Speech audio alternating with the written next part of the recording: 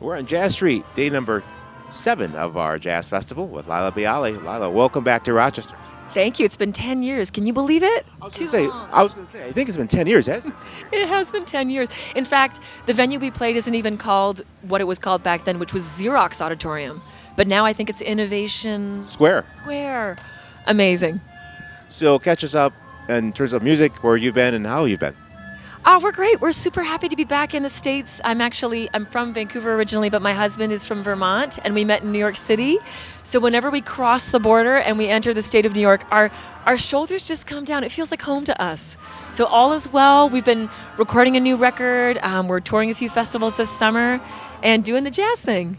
Talk about growing up in British Columbia, because it's such an amazing area and such a huge resource, and musicians have come from that world. Talk about it for you and what it was like growing up. It is an amazing place, and it is where I was introduced to jazz. I was kind of a late bloomer, so introduced to jazz in high school. I went to the same high school in Vancouver where Rini Rosnes went to school 20 years before me, and it's also where I met Christine Jensen on the West Coast. And I've never played with her before, so I've known her for decades now, but here in Rochester will be our first collaboration, which is super exciting. Talk about why you use songs of your youth in a jazz setting like David Bowie. When we play Let's Dance, the phones still light up after all these years. Talk about why that music means so much to you and why you present it in such a way. You know, I've always been interested in the intersection of jazz and other genres. And so about 10 years ago, to keep things interesting, I started asking audience members what songs they'd like to hear us cover that weren't from the jazz lexicon. And one of the first requests that came in was David Bowie's Let's Dance. And I remember thinking, what on earth will I do with a song that is so iconic? And so we just came up with our own version. The idea is always to try to, honor what we think the intent was of the original version and the writer, but then of course to make it our own. And that's what we've done. Talk about also your songwriting skills, because people really love how you can tell a story and craft the words with the music. So talk about the process for you.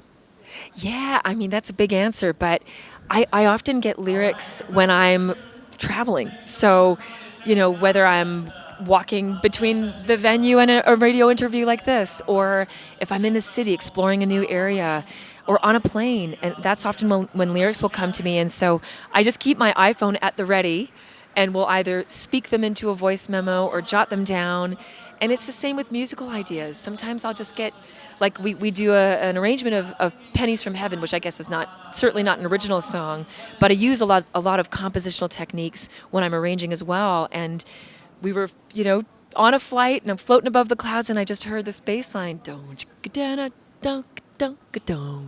so you just never know where inspiration might strike. And so the idea is just to be ready for when it comes.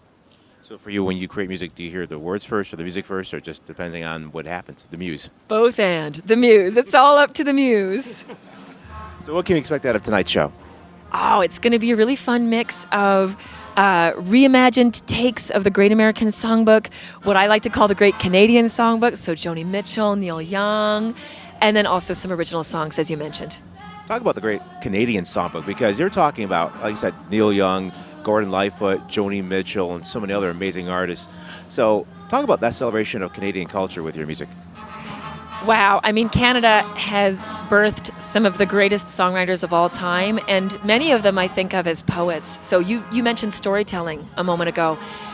I mean, there is no better a storyteller, in my opinion, than Joni Mitchell and Leonard Cohen. They're poet laureates, and so they weave these incredible narratives. And I always think about, when I'm arranging, the idea is to elucidate the lyrics as much as we can, bring them to life. And so, yeah, there's just a wealth of beautiful poetry in Canada. I think it has something to do with the landscape, right? I think it's the same thing. Yeah, right? I know, the open skies or something, and the mountains, the whole thing. Well, welcome back to Rochester, and can't wait to see you tonight. Thanks for having me back, Derek. This is such a pleasure.